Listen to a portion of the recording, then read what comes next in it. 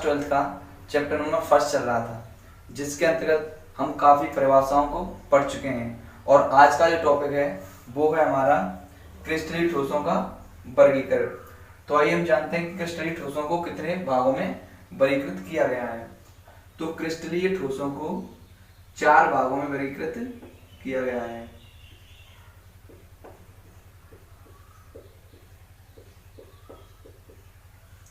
कौन से? तो नंबर 1 आयनिक ठोस,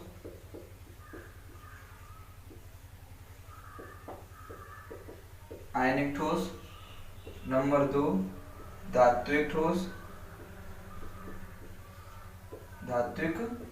ठोस, और नंबर 3 सहसंयोजी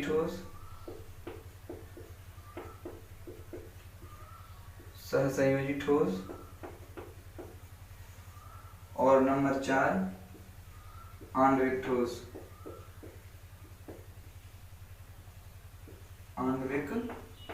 ठोस। तो आज की हमारी अभी की पहली हेडिंग है आयनिक ठोस। तो सबसे पहले हम आयनिक ठोस के बारे में पढ़ेंगे। आयनिक ठोस, तो देखते हैं आयनिक ठोस क्या होता है। तो नंबर 1 पॉइंट हो जाएगा इसमें। आयनिक ठोस वे होते हैं जिनमें अवयवी कण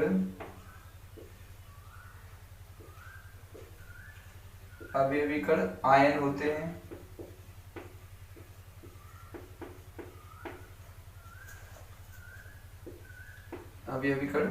होते हैं। नंबर 2 ये आपस में प्रबल विद्युत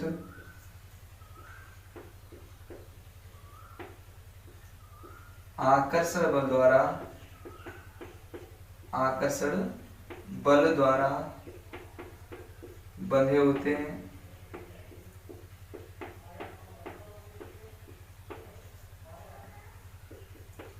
अगला पॉइंट है ये भंगुर होते हैं तथा इनका गलनांक उच्च होता है। ये भंगुर होते हैं तथा इनका गलनांक उच्च होता है। और चौथा जो सबसे इम्पोर्टेंट पॉइंट है, ये ठोस अवस्था में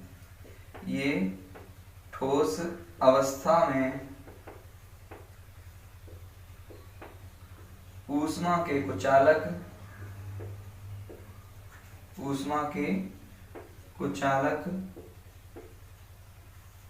तथा ये ठोस अवस्था में ऊष्मा कुचालक तथा गलित अवस्था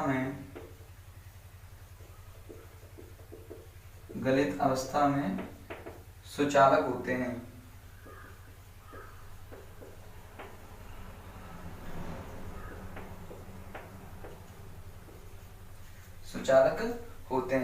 तो आयनिक ठोसों में क्या होता है, इनमें अवयवी कण आयन होते हैं। ये आपस में प्रबल विद्युत आकर्षण बल द्वारा बंधे होते हैं। ये भंगुर होते हैं।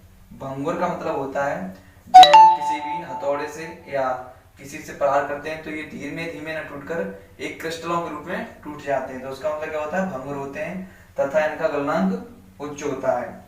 ये ठोस अवस्था में ऊष्मा के कुचालक तथा गलित अवस्था में ऊष्मा के या विद्युत के सुचालक होते हैं।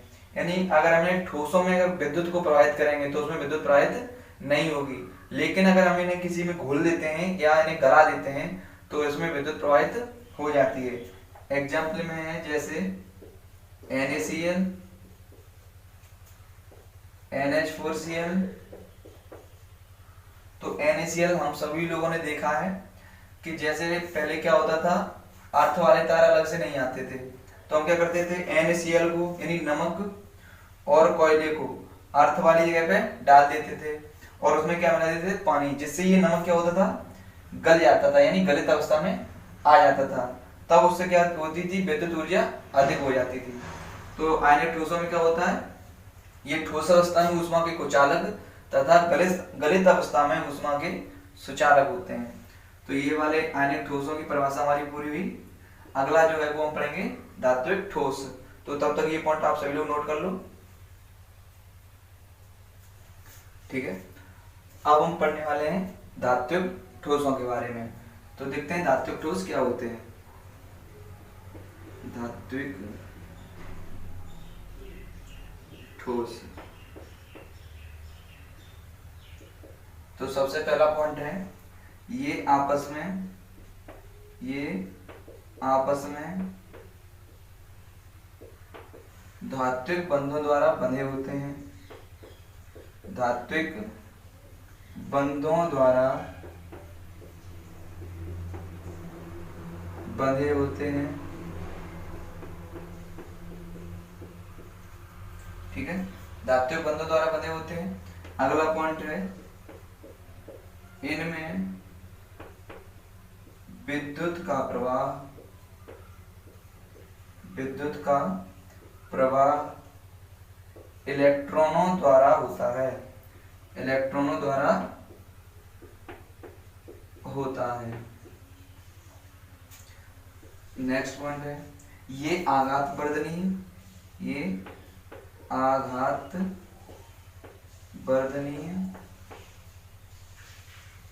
तथा तन्य होते हैं। ये आघात वर्धनीय तथा तन्य होते हैं। इनका गलनांक उच्च होता है। इनका गलनांक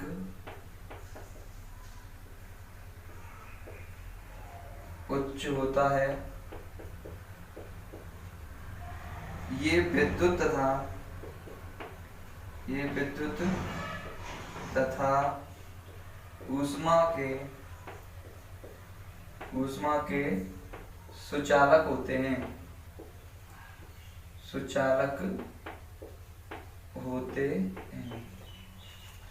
तो धात्विक ठोसों के हमारे इतने पॉइंट हो गए। पहला पॉइंट क्या है, ये आपस में धात्विक बंधों द्वारा बंधे होते हैं। इनमें करंट का प्रवाह इलेक्ट्रॉनों द्वारा होता है, यानी इसमें विद्युत का प्रवाह इलेक्ट्रॉनों द्वारा होता है।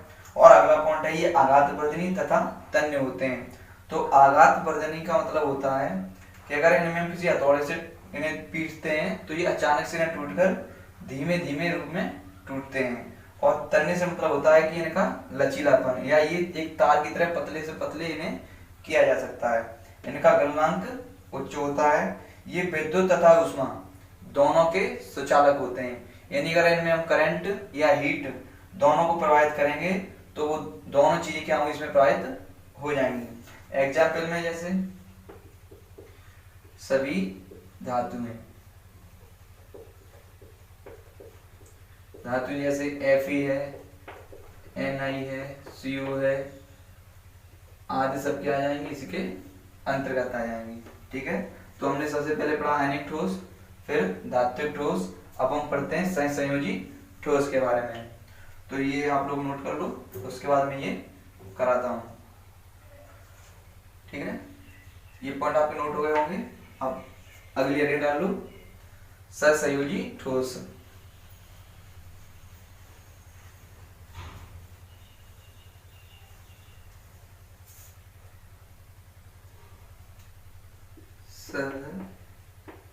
सहसंयोजी ठोस। चौथा हमारा क्या है, थर्ड सहसंयोजी ठोस। तो देखो सहसंयोजी ठोसों को हम एक और नाम से जानते हैं, नेटवर्क ठोस। कौन से ठोस, नेटवर्क ठोस। तो इसके लिए पहला पॉइंट है ये वाले जो ठोस होते हैं वो आपस में सहसंयोजी बंधों द्वारा बंधे होते हैं। ये या इनके अवयवी कण आपस में सहसंयोजी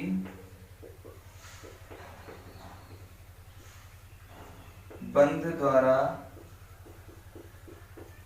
बंधे होते हैं।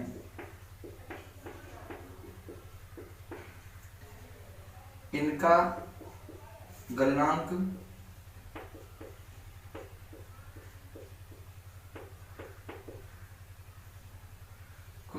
उच्च तथा यह कठोर होते हैं, यह कठोर होते हैं। ये अत्यधिक कठोरता था, इनका गलनांक उच्च होता है, हम ये भी कह सकते हैं। ये विद्युत के कुचालक होते हैं, ये विद्युत के कुचालक होते हैं।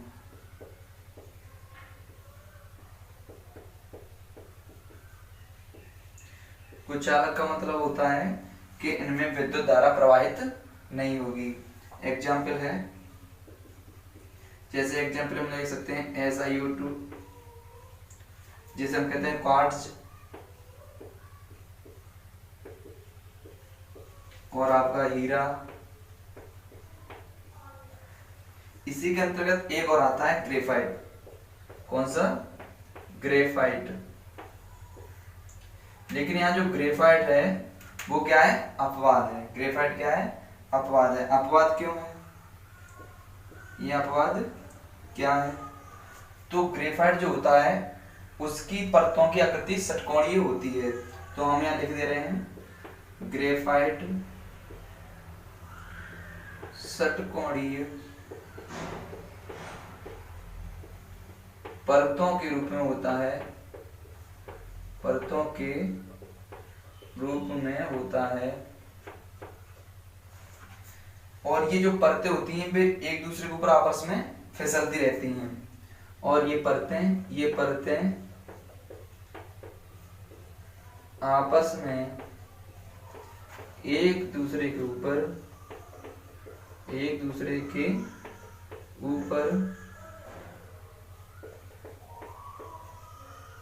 फिसलती हैं। ये परतें क्या होती हैं? एक दूसरे के ऊपर फिसलती हैं, जिससे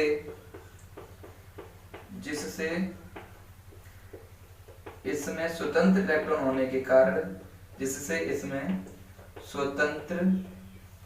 इलेक्ट्रॉन होने के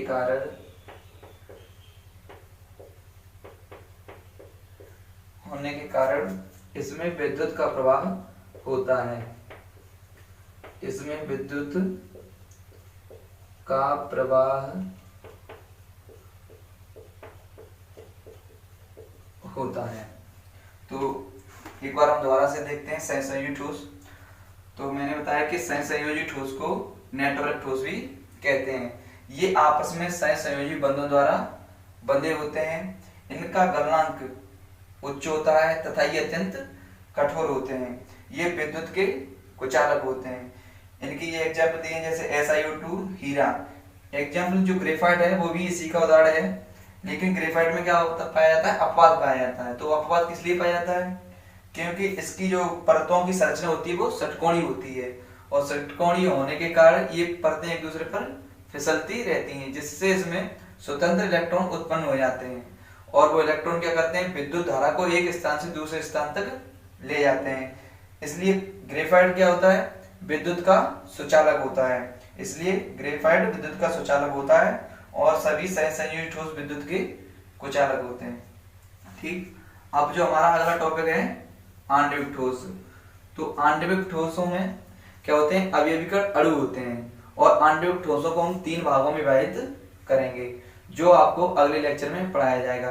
तो इस वाले लेक्चर में हम इन्हीं 3 ठोसों के बारे में जानते हैं, और जो आगे पढ़ाएंगे क्या है वो आणविक ठोस।